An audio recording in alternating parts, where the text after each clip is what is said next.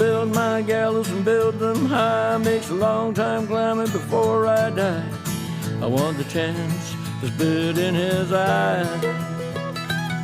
Oh, well, they gave me balls, but I can see between to a dusty yard and long gone green. We call that freedom, if you know what I mean.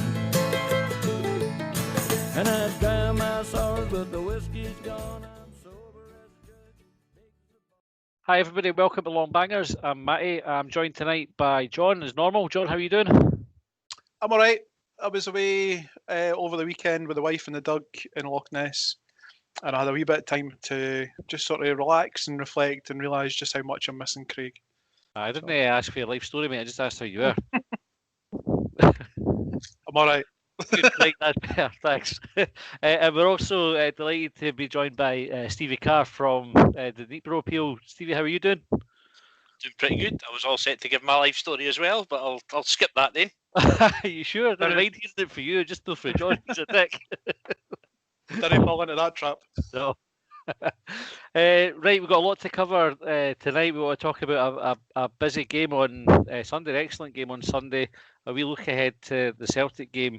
And I suppose best place to start, seeing as we have a special guest tonight, is with yourself, Stevie. So give us a wee bit of your background. Why have you come on tonight?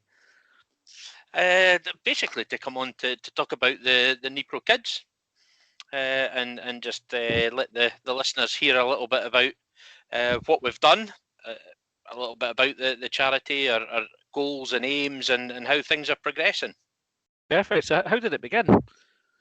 It began obviously with a 2005 Europa Cup trip to Dnipro in Ukraine, and it all kind of happened very quickly, really. On the message boards, there was a lot of talk prior to the trip out there from supporters who'd been involved with things like the Tartan Sunshine Appeal. When Scotland fans go to somewhere and they try and do something for maybe some of the local kids. And there was lots of people on the message board saying, oh, we should do this, we should do that. And as with a lot of these things, quite often you get a lot of people with good ideas, but without the gumption to kind of really follow them through. Aye, almost in the choosers. To an extent, I mean, all good intentioned, but... Yeah. But not really kind of willing to put themselves. It'd be good if somebody would do this kind of thing. So I watched this for a couple of days and watched it pan out, and thought it's a really good idea. And lots of people had good ideas, but there didn't seem to be a focus point for organising it. So more out of accident than anything else, I kind of said, right, okay, I can help do that. And as soon as I've kind of said I'll help do that for one of the good ideas, everything just sort of, all right, and could you do this? And everything sort of bombarded. So I ended up kind of the focus point for it. And but having said that, it was all down to the effort and the generosity of fans in general that actually managed to get up and going prior to us going out. Excellent. And so what happened when you were out there? What we did is we had a turnstile collection at the home game. And we did quite well at turnstile collection, a lot better than we'd been hoping for, actually. We probably made more than double what we might have been expecting. So in the meantime, I'd kind of got in touch with somebody in Dnipro. It was an American missionary that was out there and had a church outreach thing going on. So I'd managed to get in touch with him, in contact with him, and said, do you have somewhere that we could maybe help some local kids? And at the time they were doing Sunday visits to a TB sanatorium in Dnipro, and he says, well, there's lots of kids here and they could do with this and they could do with that. And I said, right, well, go to the director of the place, ask him for a wish list for X amount of money, and then come back to me. And he did, and in the meantime we'd had the turnstile collection, and he came back to me with a list. I says, right, well, go back to the director and ask him to double that list, because we've done so well with the home game. And then it was just a case of that they were organising it at their end. Meanwhile, here we were organising, we were buying, I think, Sports Direct, every Sports Direct within a 20-mile radius of Edinburgh was getting raided for trainers and boots and scarves and everything like that. So we had a whole load of stuff to take out. I'd also got in touch with I don't know if you can remember the travel company that got a lot of the supporters out there.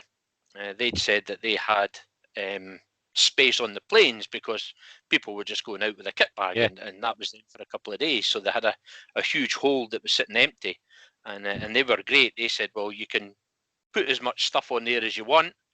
And on the message boards, loads of supporters were saying, well, I'll take a bag out, just fill it up, and I'll take it through security and get on the plane. So all that was organised. So by the time we got out there, we kind of knew roughly what we were going to be doing. So got out there, we did pretty much a supermarket sweep around one of their big cash and carries the day before the game. The American guy out there, a guy Mike Pratt, he was organising that. He had a van and everything. So did a supermarket sweep, bought everything that was on this wish list for the kids for the TB sanatorium, and then that was all packed up. We didn't actually go out to the place until the morning of the game. So it was up early, out to the orphanage, gave all these gifts. It was a really moving experience. We'd actually met in the pub the night before. We'd met a couple of Hibs directors, Grant Stott, and a couple of journalists, and they'd got wind of what we were doing and said, can we come along as well? Of course, no problem at all. So there was actually quite a few people eventually ended up going out when we presented all this stuff there, and it was a really moving experience. But at the time, we were thinking it was just a one-off. Yeah. And we're just going to do it, deliver stuff, go watch a game of football, come back, get on with our lives. But didn't quite pan out like that in the end. So what happened next with it then? You say didn't pan out like that. How did it evolve from there? Well, we did everything, and we went to the game, got bevied, got beat, got out on the plane home. When we got back, the newspapers, the journalists that had come out had done a story on it. So there was a story in the Sun and there was a story in the Daily Record about what we'd done, and they'd taken photographs of the kids. And lots of people on the message were, "Oh, that was brilliant! I saw that in the paper. That was fantastic." And there was a lot of supporters because I don't know if either of you were out there at all, but there was a lot of supporters I think went out with like £100 spending money, and finding that they were getting bevied all day on a tenner. You know, it was like £2 for a bottle of vodka and stuff like that. So there was a lot of supporters came back with the local currency, the Ukrainian hryvnia. And a lot of supporters got in touch saying, look, I've come back with probably about £50 worth of Ukrainian hryvnia. Is it any good to you? Because it's one of these currencies, once you're out the country, you can't do anything with it. So a lot of people were saying, I've got this, is it any good to you? So again, as the focus point, I was kind of, well, okay, yeah, I'll pick it up at the next game, and then we'll see. We can maybe try and get sent out there or do something. I'll speak to the American Mike out in Dnipro and see what we can do. So we ended up with quite a bit of cash, and a lot of people were also saying, well, I've not come back with any hryvnia, but I'd like to donate something. If you're doing a collection, I'd like to throw in £20 here or a tenner here or something. So we ended up with a fair bit of money in the weeks after. So we thought, well, what we'll do is we'll go out at Christmas time and we'll buy a load of presents for the kids, and we'll just go and we'll just deliver them to the kids out at Christmas time. So we did that, and of course the newspapers got a hold of it again. There was actually a short piece on STV News, just a little short one. Don't know if any of you know Colin Dudgeon. He was involved. Well, I know the name. Yeah. So he was involved with it as well. And we had a little STV News piece at his house in Edinburgh prior to us going out at Christmas time. So once we'd done it, people were getting back in touch and saying, "Well, if I donated again, would you do it again?" And it just kind of, I think a lot of Hibs supporters, especially a lot of the ones that were out there and had such a great time, and actually it's a really memorable trip. Just kind of wanted to keep the thing going. Good. So, And do you know, have you been able to see what kind of difference it's made to the kids out there? Have you seen that firsthand, Stevie? I mean, I've been doing it for 15, almost to the day, 15 years. So you see huge differences over that time. You know, we've seen kids that were, 9, 10-year-old grow up and get married and have kids of their own. So yeah, seen some huge differences. I think the biggest difference is not so much something that we've done, but we've seen a big change in the orphanage system. Uh-huh. When we first went out, it was, almost like institutionalized orphanages. So you would have kids, maybe 80, 100 kids in a place. And sometimes it was a bit soul destroying, because they were, it's like dog eat dog situations in there, and they were fighting to get things. But the government brought in a new kind of orphanage system whereby they started shutting down these big institutions and started opening up what they called family type orphanages, where it's a house with a mother and a father there that act as like the parents of the house, and that you might have only 10, I think 12 at the most you're allowed. So all these big institutionalized ones started coming down to smaller with 10 or 12 children, and that's when you started seeing a huge difference in their lives, because it was a smaller situation, it was more of a family style environment, and they had two, like a mother and father role model, so to speak. So that's the biggest difference that I've seen. And I think there's like a success story I'm aware of. There was somebody getting to go through to Kiev University. What's the story there? I mean, this is a young girl, Natalie, came up through the orphanage system.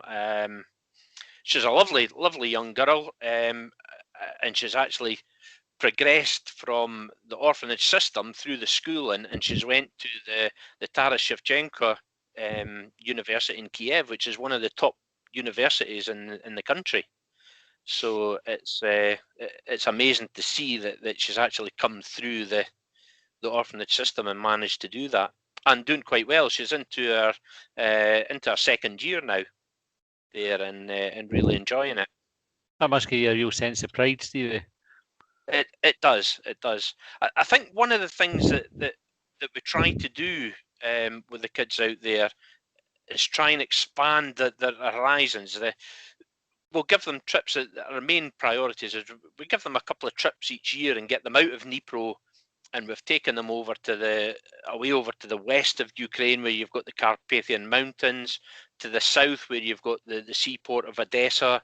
We've taken them up to the capital in Kiev, and I think that by taking them out of the city and showing them other places and say, it doesn't take a huge amount to get yourself out and to progress, and we do museum trips, and it's really good. We try to give them, I think the philosophy of Dnipro Kids is to try and give the children lasting memories.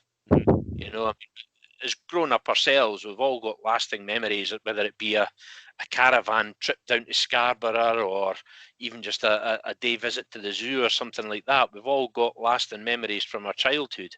And that's what we try and focus on with this, is to give them memories and give them thoughts of expanding what they want to do in life. And how sorry, carry on. I was just going to say, I'm totally blown away by this, and apologies if I've been quiet. I've just been listening to everything that Stevie's saying about Dnipro and Dnipro Kids. I think Dnipro, the game itself, was one of my first experiences of Hibs playing European football. And then, Stevie's talking about the sort of offshoot program that's developed since then.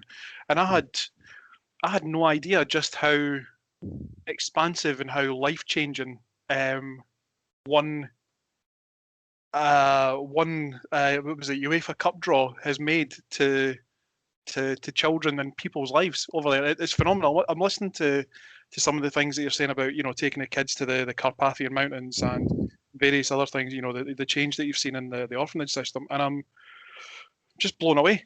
I mean, I think it's easy to look at it because you talked about the collection, Stevie, at the Dnipro game at Easter Road, and the buckets outside the ground. I'm sure that's quite a common sight for Hibs fans for various charitable ventures. But I had no idea, that chucking a few quid in a bucket has gone so far, and I think that's just absolutely incredible what you've done. And I don't know. One of the things I was going to ask was, you'd said about your, you saw stuff on the message boards, and you said that quite often it's all mouth and no trousers. And one of the things I thought at the time was just sort of laughing at myself was that sounds like the name of a sex tape. What I was going to ask was just what was it that prompted you to take it forward, and what was it that kept you a part of the Dnipro Kids organisation, for want of a better word? I think I'm self-employed. I run a business, and I kind of, for years, that's been my thing, is kind of running my business and organising things, and I've trained up apprentices and various other things. So I'm kind of, in my personal life, I'm kind of tuned to be, almost like a natural organiser. And of course, when you see this and you think to yourself, well, that is a good idea, and you're thinking to yourself, so why don't you do it? Why don't you kind of follow it through? And nobody seemed to be doing that, and it went on for about 2 or 3 days. And there was one particular thing, I think, where somebody had said, somebody knew somebody at bars, and we went over in the plane with bottles of Iron Brew and macaroon bars. As if this is like your, let's introduce you to some proper Scottish cuisine type of. But somebody said, I know someone in bars. Is there anyone that can go out to the factory and pick up? They've said they'll give a couple of cases of Iron Brew. Can someone go and pick it up? And it was something like that. I said, right, okay, I'll go and do that. And then we talked about we should have a collection at the game. So I made some inquiries about that, and I have to say that all through this, people have been absolutely fantastic. You see people bending over backwards to help out when they notice for something like this. To have a turnstile collection at a football ground, for example, you need to apply to the council for a permit. That permit needs to be processed. It needs to get transferred over to the police. The police need to clear it for the match. And there's something like a 6-week timeline that they say, if you're applying for a permit for a turnstile collection at a football ground or in the streets roundabout or something like that, they say you've got to set aside 6 weeks for the process to be carried out. And I phoned the council, and when I was speaking to the person that's in charge of this, I says, look, we've got a turnstile collection in 2 weeks' time. And we're talking here, in fact, it's probably less than 2 weeks, probably about 10 days. And we're talking about a 6-week turnaround period here. Is that possible? Is there anything we can do? We're trying to do a collection because we're going to do Ukraine, we're going to help orphanage. And the guy, oh, that sounds great. And as it happened, he was a Hibs supporter as well, so he knew what was going on. He said, right, what to do is download the form from the website, fax it over to me. As soon as I get it, that's us 2005. We're talking about faxes. So he said, get that over to me. I'll get it sent straight over to the police, and I'll push them for a quick reply to it. And the whole process, instead of being done in 6 weeks, was actually done, I think, in 5 days. Wow. For us to get this permit, just through people going out their way and above and beyond to push to get this through. And all throughout the whole of Dnipro Kids has been full of situations like that, where somebody has stepped up and went above and beyond, and at the end of it, we've ended up being able to do something fantastic for the kids. I think fantastic is understating it. I think it's monumental. What I like to do is, obviously you go to a place and you see there's the deprivation and things like that, and you think you could do something about it. Did you ever consider doing one for the residents of Gorgie? There's only so much you can do. And, only so far. And people would step up to go above and beyond would be a bit thin on the ground, I think. Probably. The Ukraine, obviously, there's a lot going on there. How has that been? That there's war, the political situation, even coronavirus. What kind of impact has that had, Stevie? The war has had a huge impact on it, and that was a frustrating time because I know lots of people in Ukraine, and I knew what was going on in the background, and even when the MH17, the plane was shot down when it was flying over Ukraine. I'd known beforehand that the days before that the Russians were shooting down Ukraine military airplanes because they wanted to try and gain a superiority. But this was all getting brushed under the carpet by the media. You didn't really hear much about it.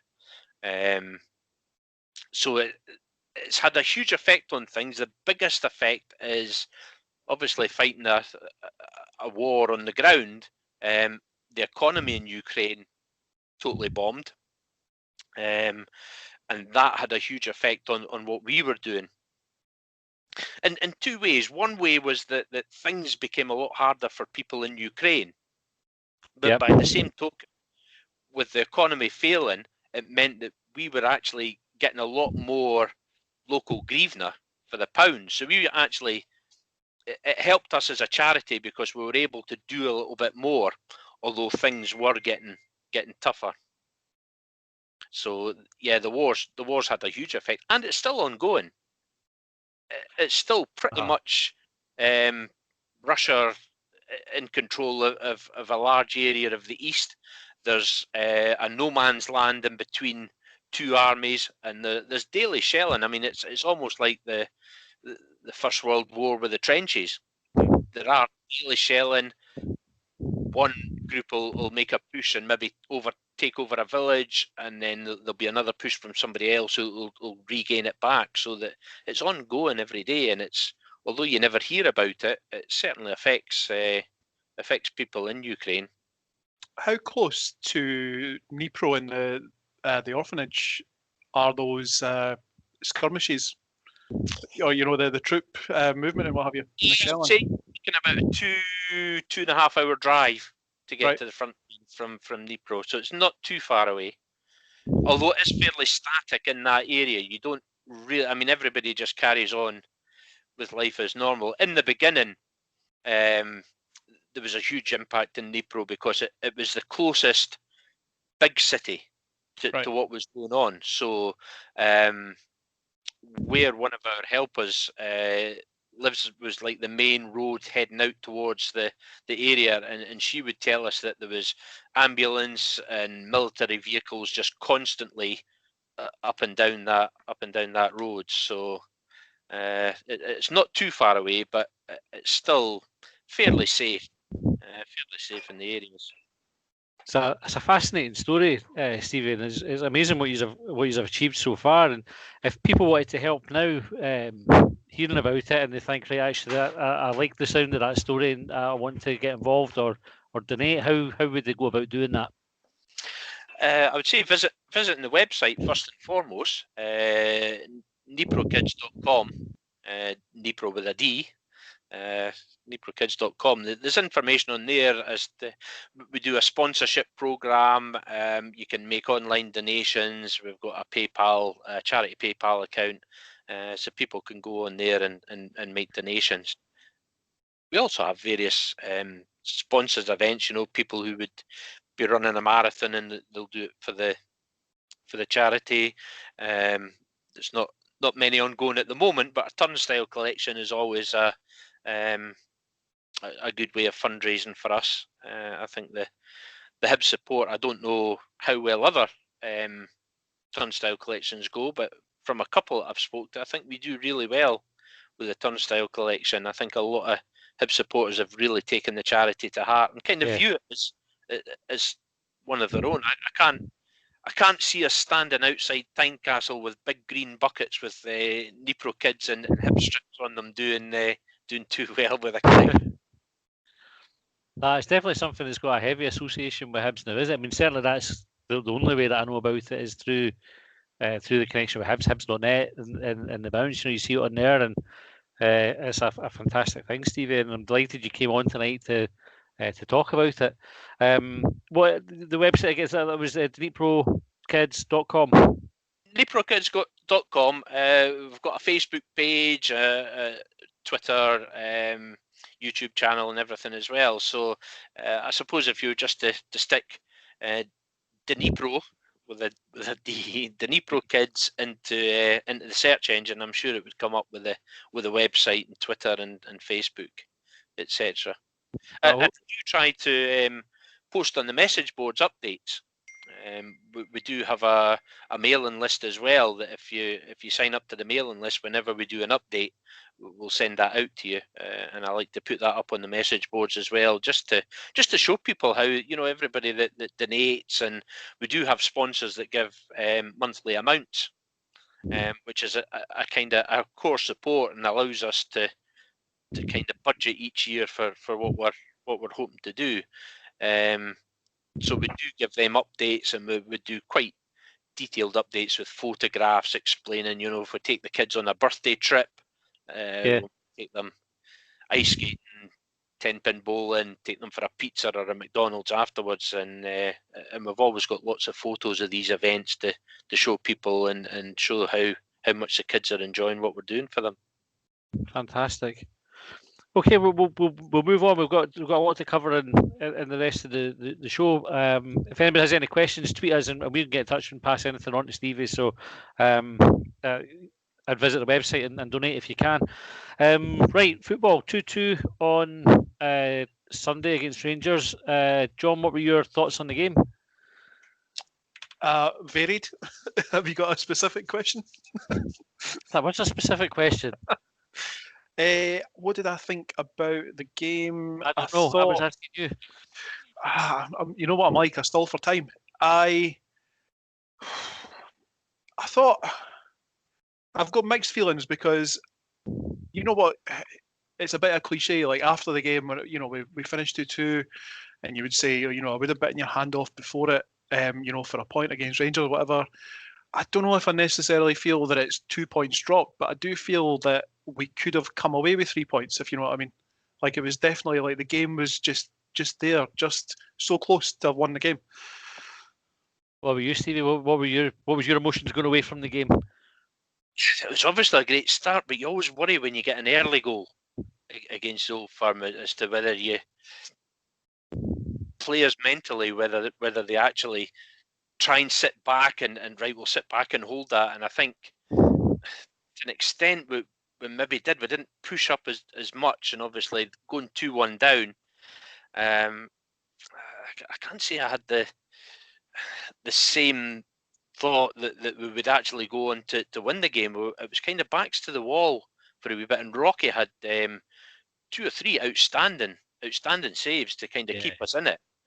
But I thought, as the game progressed, I thought we're getting back into it, and at 2-2, I don't think it would have been undeserved if we'd snuck it at the end, but probably a draw. If I was trying to be as neutral as you possibly can in a Hibs v Rangers game, I would probably say that a draw was a reasonable outcome. John, from an absolutely partisan point of view, with no need for neutrality, one of the talking points through the game was the referee's performance. What did you think? How the referee did? Did he get the big calls right? I was thinking about Don Robertson at length in the few minutes before we started the podcast, and I was thinking that, like, during the game when I was watching it, with the number of bookings that he was dishing out for Hibs players, and it's amazing that he managed to go until the 91st minute without booking. Until he booked a Rangers player. And during the game, I was thinking to myself, if Hibs are going to stay ahead, or if we're going to get back into this, or if we're going to win this, we're going to have to do it very, very, very clean. Like, absolutely no infringements, nothing for the referee to call a foul for or whatever. And I think that at the time I thought that he was maybe trying to do that to favour Rangers. But actually, what I think that Don Robertson was doing was stopping Hibs' relentless march to stopping Celtic's 10 in a row. Well, this is Don Robertson that we had a game at Parkhead, and I'm sure in the 90 minutes he gave us 2 free kicks I mean, how do you go a game only getting 2 free kicks at this level? No, in all seriousness, I thought Robertson was shocking. I thought his looking back, I think if I was being honest, I think he was right to call a foul on Porteous. A booking was maybe a bit 50-50. His booking of Hanlon was shocking. Looking at the incident, Paul Hanlon, Hadji's taken a poor touch. Hanlon's got his body in front of the ball and he's stopped Hadji going anywhere. He's not obstructed him. He's just put in a solid challenge, and the referee in his infinite, I wouldn't call it wisdom, stupidity, he's gone and bloody booked Hanlon. I honestly can't work out why. And then there's been a couple, I forget who the other players that he's booked. I think he's booked 5 Hibs players in total. But again, it's one of those like really inconsistent performances for the referee. Just how like so Tavernier, he's put in a couple of dodgy challenges and he's come away without a booking. I think the play acting from the Rangers players certainly had a big influence on the book getting brought out. I thought that was ridiculous. It was nonsense. Yeah. Morelos was rolling about after the Porteous incident, and Hadji was rolling about holding his face after the Hanlon one. So the thing about the Porteous incident that I found quite interesting, it was after Matty had tweeted about it, where he talked about Morelos having kicked out. So quite often in those situations, usually when it's 2 players that are still on their feet and there's maybe a wee bit of handbags, there's been a dodgy challenge and maybe someone goes in and has a wee bit of push or whatever, what you tend to find is that the aggressor, if you like, the guy that started it all, he often gets booked in addition to the guy who had pretty much nothing to do with it until he got fouled and reacted badly. Porteous has taken a wee bit of I wouldn't call it a cheap shot. I think he's maybe just been there to have a wee bit of a niggle at Morelos, because there's a bit of history between the two. Let's not make any bones about it. But Morelos just somehow... Porteous has cut Morelos' hair? Well, he's a better footballer than he is a barber, that's for sure. I'm amazed that the referee... Was that, sorry? I think the council must have cut it. But I then got the second shout about lockdown. Run out of budget halfway through. I'm just a wee bit amazed that the referee or the fourth official, whoever it is that's called for that foul to begin with, has seen Porteous commit the foul, but hasn't seen Morelos kicking out afterwards. And it was the play acting was a theme throughout the game. I thought maybe not necessarily play acting all the way through, but the exaggeration of things. So like Morelos, doing 3 rolls on the grass after he's bumped into Porteous, and I think there was a partner, because you have no crowd noise, you hear all the players screaming and everything, and I've never heard human males scream so consistently at the slightest bit of contact as the Rangers players did on Sunday. I was thinking, imagine them at the Jenner's sale. They wouldn't be able to get through it. It'd be an absolute farce.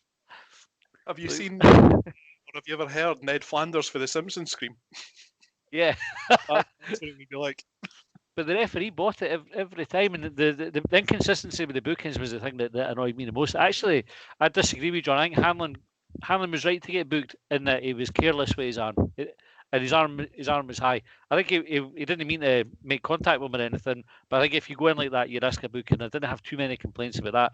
Porteous' booking was an absolute nonsense, and the fact that in the media, so if you watch the Sky Sports coverage and then Sports Scene on the Sunday night, they're talking about potential red cards for it. And I'm like, what game are these boys watching? And Stevie, is there any circumstances you could see that being a red card? Absolutely not. I played football for many years, and I played in that position, centre half, and you would do that. You would nudge attackers. You would wind them up off the ball. Yeah. I didn't see anything there that was a red card. Morelos started moving, and Porteous just come over and just gave him a nudge with the shoulder. There wasn't any elbows, there wasn't any kicking or hitting. He just come over and just nudged him with the shoulder. Here I am. Goes in week out every game. You look at the contact in a box for a corner coming in. There's players tugging at tops, nudging each other, pulling around the...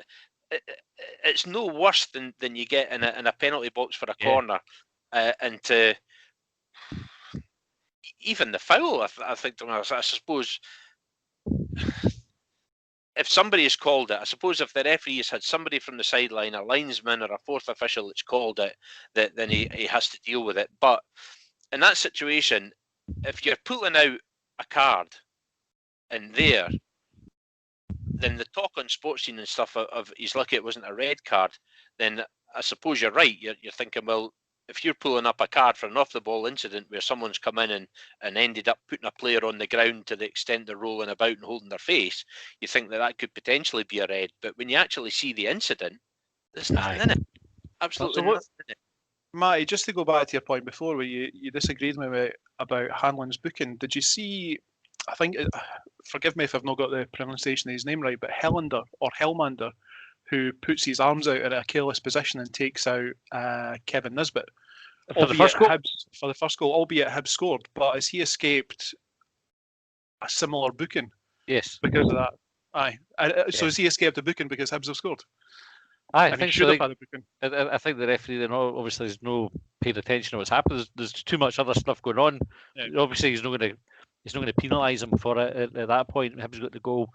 Nisbet himself never made any fuss about it. He was on the ground. Yeah. Once we scored, he kind of got up, give his face a wee rub, and then go on with it. I think this is I'm sure we talked about this in a podcast many episodes ago where we talked about the things that Hibs do and the things that the teams that we come up against often do. I think we maybe talked about, I think Aberdeen were the focus of our attentions at that point, but definitely I don't think that Hibs, I think we maybe talked about it being the dark arts. And I think the rolling about like drawing attention to yourself, drawing attention to the apparent infringement is what Rangers were doing very well at the weekend, and Hibs perhaps don't do that. And I'd rather see Hibs not do that, but it is frustrating so many times. Like, so you mentioned there about the sort of forgive me if I'm misquoting you, but it was something about not punishing the guy twice. So Helander hasn't been booked, Hibs have scored, but then when you look at Porteous, when you look at Hanlon, and when you look at the other bookings, Hibs are already being punished there for things that haven't happened, and that automatically impacts on the rest of the game for the remainder of the game. Aye, I think if you book in Hanlon, it's a booking for Helander as well. Like I don't see why it wouldn't be. I think the only thing that stopped it being that was the fact that Hibs scored or the referee didn't clock it, which is the other thing, because if he's seen it, he might be blown for a penalty, or he's maybe waiting to see what's happening, or he might have thought there was nothing in it. In which case, if he thinks there's nothing in that one and he's seen it, he shouldn't be booking Hanlon because they're much of a muchness. So we became the first team to score against Rangers this season. Stevie, what did you think of the first goal? It was well taken. Obviously, Boyle cutting it back, and it was stroked up, and it was a nutmeg through the keeper as well, which made it even sweeter. Not as sweet as the second one being offside, but yeah, it was a well taken goal. Good move, good work up. John Boyle got the man of the match, and there was a few kind of questions raised about it, but it's 2 assists for him again in a game. You any challenge over his man of the match award? I don't think so. I think overall Hibs played well. Stevie was saying at the start about Hibs scoring too early, perhaps Hibs setting back, and I think we talked about last week about Hibs setting up with the same team, or hoping to set up with the same team as much as possible, and we were looking to impress our football on Rangers and kind of put them on the back foot. And I think there was maybe a wee middle period of the game where we never did that, but it was sort of bookended by that goal at the start of the game and the goal towards the end. And Boyle's contribution in both, like we've talked about it recently as well, about the wee things in the game, like you do them clinically and good things happen. So Boyle's been clinical in cutting that ball back for Wright. Wright's been clinical in his finish, and the same with the hint of offside and the subsequent cross that Martin Boyle's put in. Like he's just, do you know, the cross reminded me of Horgan's to Nisbet in the game against, I think it was Horgan and Nisbet in the game against Livingston, where he's just sort of like, the ball's just hung in the air for so long. Perfect for Doidge, and Doidge has been in the right place and just tucked it away. I wouldn't have any complaints with Boyle getting man of the match because of the 2 key contributions that he's made. There's an interesting point that you made there, John, about how we took the game to Rangers, because I think we talked about it last week to say what we didn't want to see is what happened before against Old Firm, but we didn't really lay a glove on them. This time, Hibs went with a real sense of purpose. I thought there were times in the game where I thought we were well in control. Leading up to the first goal, there's maybe a 5-minute spell and lead up to that where I was like, we're really comfortable. Sure, Porteous has had a big back heel, a Suzy-esque back heel. Just before, this is how comfortable we've got the centre half kind of taking the ball and a wee mazy up the wing and a back heel pass to get out of the situation that he was in. And then we scored and kind of then fell out of the game for a bit. But when Jack Ross changed and brought Stevenson back on for Took a Tripod, all of a sudden we're back in control of the game. And I thought after that we looked pretty comfortable again. Yeah, we mentioned before about how we're no tactical geniuses on Longbangers. So I couldn't have said, I thought it was a like-for-like replacement for Stevenson for Dougie Tripod, but I'd seen a couple of people mention it going back to a more sort of standard 4-4-2. Yeah. I'm just going to have to defer to their greater knowledge, but Stevenson did what Stevenson does in terms of his contribution. He was full of running, full of commitment. It was just brilliant, and whatever the change was, I think I'd seen a suggestion that Jack Ross had said that he wished that he'd made the change sooner. He did, yeah.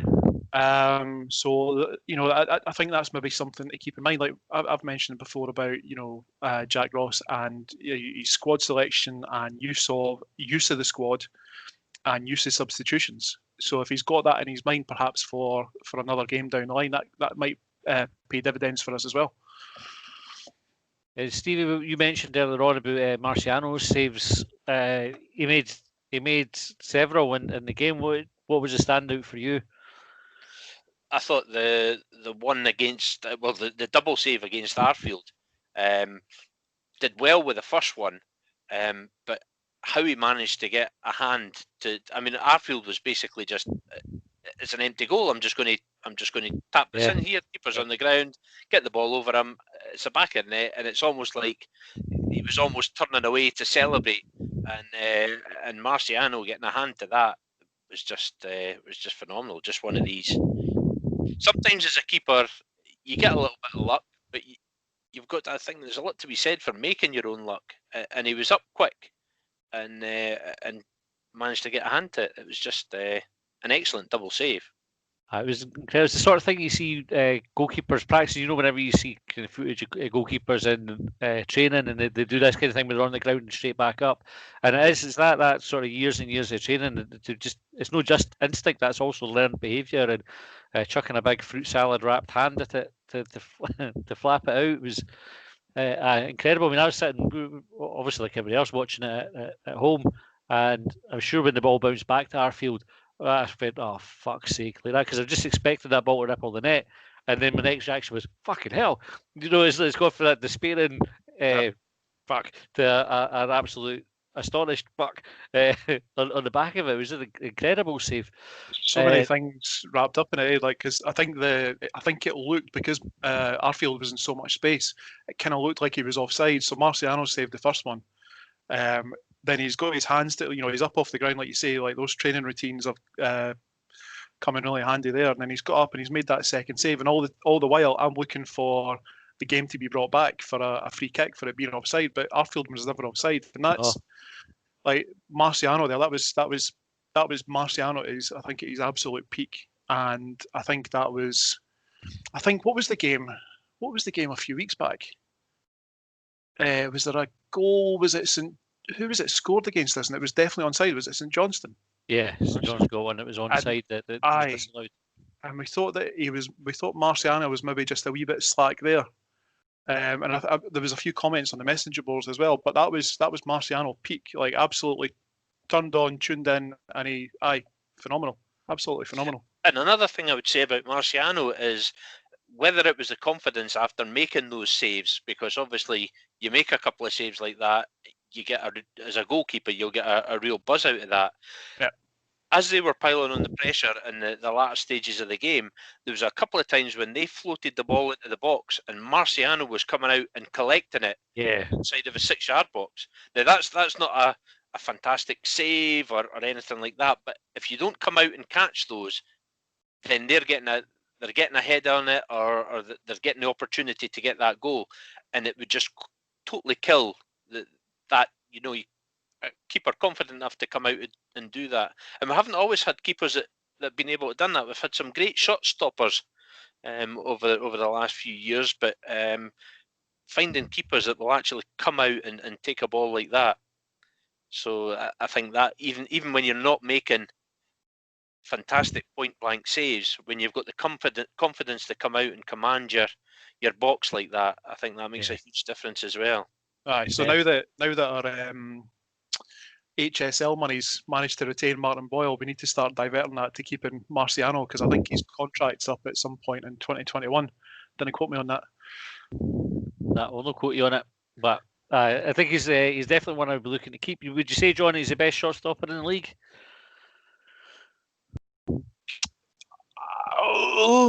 you know what?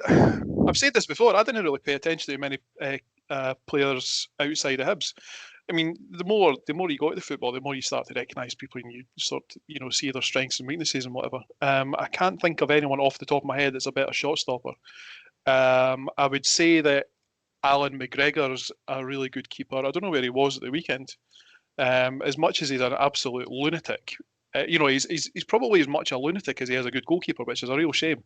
But then you've got the former Hearts boy, so that was kind of sweet that Hibs managed to score 2 goals against them and bring that run to an end. And actually, I'd like to give a wee shout out to Cliff Pike for his very clever analysis and commentary at the start of the coverage on Saturday there about Hibs bringing to an end 114-year runs against Rangers. That was really good. Aye, decent. Just a word on Porteous before we move on to look at the Celtic game. The Rangers players manager refused to shake his hand at the end. Stevie, what are your thoughts on that kind of nonsense? It's got a leading question as well, isn't it? So what are your thoughts on that? I'll rephrase that question so it's not to lead you down a path, but it's I mean, a game's finished. You've got to, regardless of how it's happened, you've got to respect the opposition. And it was Gerrard. Morelos as well wouldn't shake his hand either. And he's just a petulant bairn, so you could understand that. But yeah, didn't expect it from Gerrard to take a strop like that. I thought it was really poor for Gerrard, who, when you consider his standing in the game, and like him or loathe him, he's world renowned. He was a superstar in his days as a player, and he's obviously a Liverpool legend. And you would have thought a player that had the career that he had with his standing in the game would know better than to call out a 20-year-old, 21-year-old, just kind of making their way in the game. I thought it was really poor from him. I thought he should have showed a bit more class than that. Well, what were your thoughts on it, John? I want to try and understand where it is that it's come from. So I completely agree with Steve that you've got your 90 minutes on the pitch.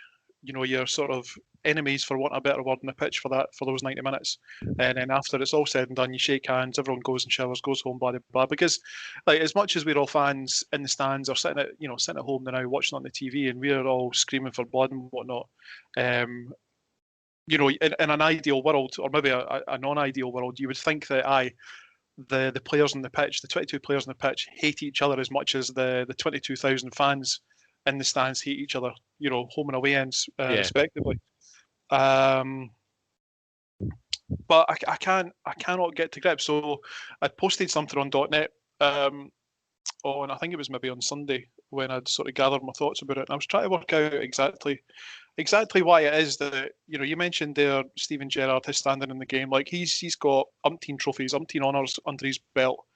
And then you've got James Tavernier. And I thought he must have been some sort of superstar, but actually he's just basically a journeyman footballer that's found himself playing for Rangers, and they're calling him the Blue Cafu, and they think that he's the best right back since the legendary Cafu. And then you've got the most in-demand Colombian that isn't cocaine in terms of Alfredo Morelos, and each and every single one of them is taking a hump at a 21-year-old for Dalkeith. And you can point to the challenge that Porteous was sent off for on, I think it was Barisic, was it last year? Aye, which wasn't even that bad, by the way. Which wasn't even that bad. I don't think it was a sender off, and it was referenced by Gerrard in his really, really cringy post match interview, when he called out Ryan Porteous for saying that the Rangers players were bad losers. But I would be asking the question, why did the Rangers players react in such a manner? Aye. Well, like with their, I'm going to say standing in the game. It's a different standing to Gerrard in terms of in his honours. But why were Morelos, the much courted or allegedly courted Morelos, why is he taking the hump at Porteous in the way that he did? Why is Tavernier Morelos surely has got a massive career ahead of him outside of Scotland. Tavernier is the darling of the Rangers support. Absolutely terrible at the back. Seems decent going forward. Got a good delivery and a free kick on him. Or is it just simply that Porteous didn't react in the way that Rangers expected, and that Porteous has matured and developed so much more as a defender, and they didn't know how to deal with that? I think it's probably the latter. I think we touched on it earlier, and I think throughout the game there was a level of, shall we call it, petulance amongst the players. With Morelos when he went down, with Hadji when he went down, Kent as well got fouled a couple of times, and they're sitting on the ground and they're turning to the referee as if to kind of, he's got the cheek to foul me, get the pick out and do him, and I think there's a lot of pressure on if we're to look at it from an outsider's point of view. I think there's probably a lot of pressure on these Rangers players to stop Celtic this season. They've really got, and I think that there's a level of petulance through the team that any game that they're playing in, they want every decision, they want every foul, they want players booked, they have to win that game at all costs. And I think that psychologically that's got to play a part. And I think that whether they've got that kind of mentality, that everybody's against us type thing, and that comes out with the players when they're playing, with the way that the whinge and whine to the referee, and obviously you think after 90 minutes is finished, that should be the end of it, but we saw on Sunday there that it carries on, and there's a level of petulance with the manager as well. Yeah, I'm surprised they've not come out with a statement, to be honest. I give it time. I don't know if you saw Hibs' tweet earlier on, but I absolutely loved this tweet because it was just stating the fact. There's 2 facts involved in it. But Ryan Porteous said he's only committed 7 fouls in 8 games, having been fouled 13 times. Now, the Rangers News called him Hibs Brute. In one of their headlines making reference to him, there's a brute that's 7 fouls in 8 games and has been fouled 13 times. And Hibs don't need to say any more than that. They just put that's fact, put it out, can't argue with it. There's your brute right there. There's nothing of the sort. I thought it was a brilliant tweet for Hibs, and just did a very subtly and very nicely done. Shut the fuck up, Rangers. You don't know what you're talking about. And let's put that to bed. I think that tweet ties in with Hibs' approach to the game on Saturday, just asserting themselves and just letting their Hibs football do the talking. Aye, just confidently doing it. I think certainly the coming out from that, from the Rangers' point of view, we're referring to the Porteous as a brute, given that that's probably their aftershave of choice for the vast majority. It's probably not surprising. Aye. Last word on the Rangers game and kind of taking us on to the next talking point. Lewis Stevenson came on when we went to the 4-4-2, got us back into the game, not just himself, but the change of shape. This marked 15 years since he made his debut. I think he's well up in the top 10 of Hibs appearances now, just closing in on Eddie Turnbull. Very quickly, John, your favourite Lewis Stevenson moment?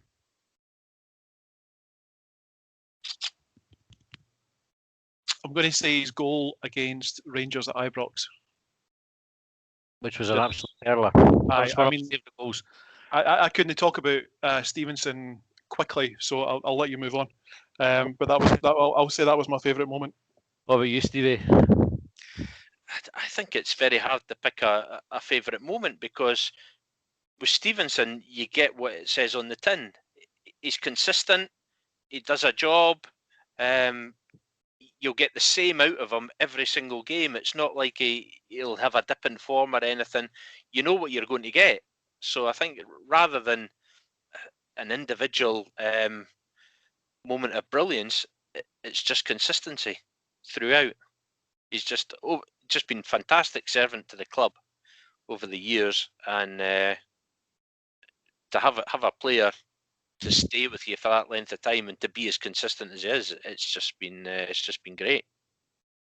I'm going to take a bit more time if that's all right, because I can't not talk about Stevenson.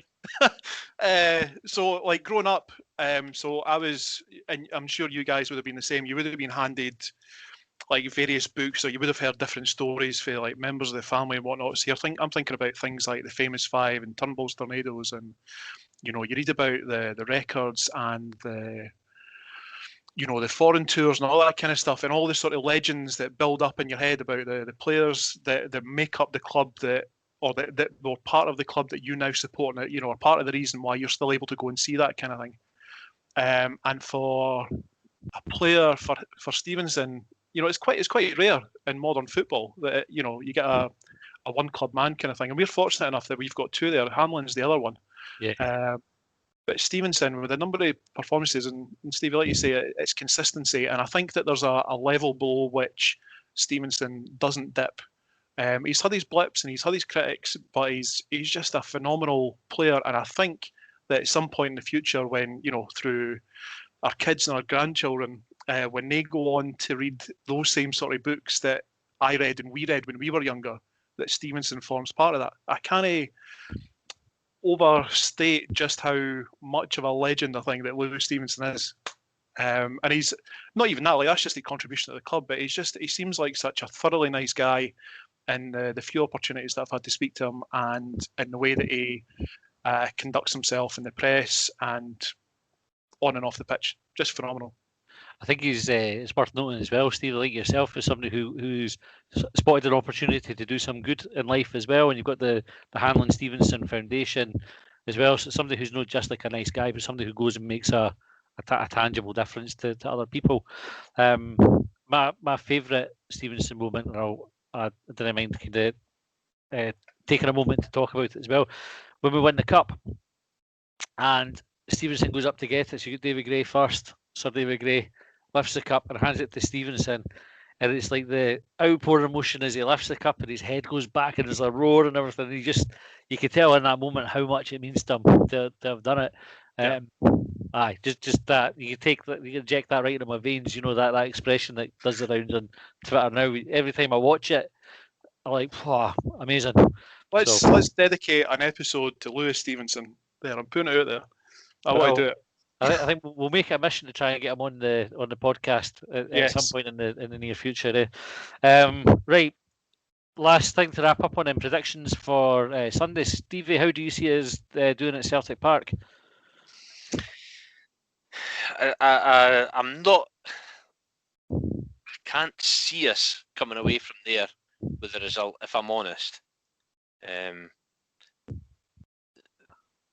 As I say, both those teams, both Rangers and Celtic, are well up for this season. They know what's expected of them, and I just think that Celtic has the quality. Whereas Rangers on Sunday, we were able to keep them out, defend well, pressure them in midfield. They made mistakes. I can't see that with Celtic, and unfortunately, I would probably have to say we're not going to come away from there with a result.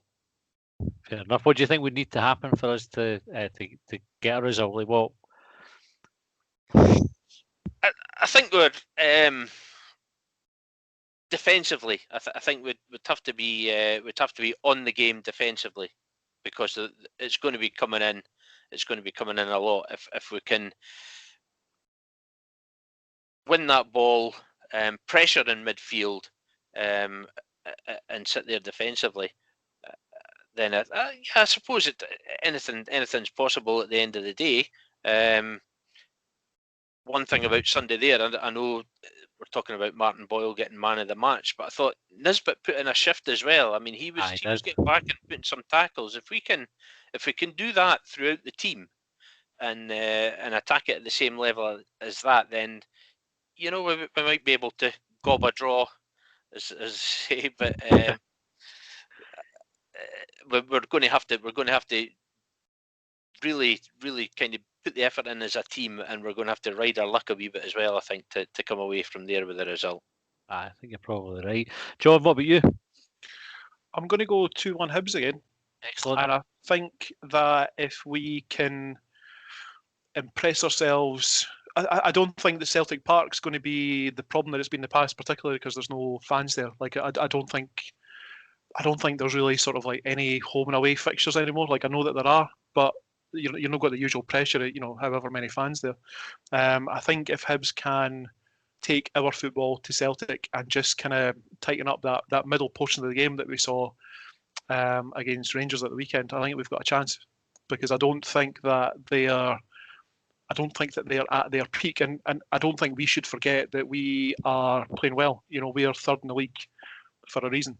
I think we've got something like 17 out of a possible 20-something points. I can't remember what it is. So we're doing well. So I don't think we've got any reason to fear them at all. Good stuff. I think we should take heart for the fact that Livingston scored 2 there on Saturday, and actually Livingston could have scored at least another one. Boy missed a free header right at the end, which would have got them a 3-3 draw. So you think if Livy are capable of going there and getting a couple of goals, I would put our strike force ahead of theirs. In fact, I'd put our whole team ahead of theirs, if I was being honest. So why no? Let's just have a bit of belief and go and make a game of it. Very difficult venue, obviously, to get anything from, but you never know. We've done it in the past. Yep. Okay, right. That's us at the end of the show. Thanks everybody for listening and getting this far with us again. If you have, Stevie, thanks very much for joining and sharing the story of Dnipro Kids. It's an absolutely inspirational story, and again, people, donate if you can and help the cause last another 15 years. And John, thank you for your time as always. Thank you for the invitation. It's been excellent. Yeah, you're very welcome. And we'll see everybody next time.